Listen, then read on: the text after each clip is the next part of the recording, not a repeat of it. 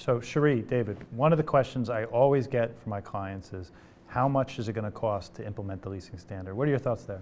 I get that question all the time as well. And so I actually turn it around and I ask the client, tell me a little bit about your lease portfolio. How many leases do you have? Tell me about, are they all in English? Are they in different languages? Are they predominantly equipment? Are they predominantly real estate, a mix of both? Where do they currently reside? Those type of questions start to really, put a fence around kind of the level of effort that's going to take. A lot of times clients look and say, I kind of have a good sense, but I don't really know. And that's where we start talking about an assessment of, understand the scope and breadth of their leases.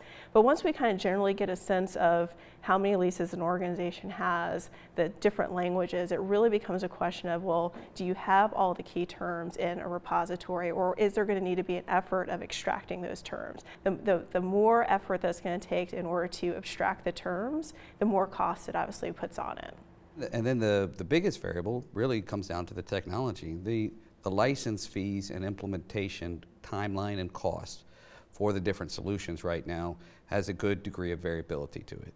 And so while these, an overall project from end to end for most of the clients we're seeing, it might have a range from $1 to $5 million to be able to capture all of the information, be able to do everything that's needed for technical accounting, be able to make the right process changes, embed those across an organization on a global basis, and create a system that can actually handle the lease information and the organization to be able to run it on day two. Right. If this is my first meeting with a client and I get asked that question, a lot of times it depends, which I know that's not what they're looking to hear, but I think going through that process of the assessment in order to get a better understanding of your lease portfolio and the complexity of your lease portfolios helps be able to come up with that estimate of the level of costs. Yeah, the other interesting element I see is when you look at processes today in the leasing space, typically they're decentralized.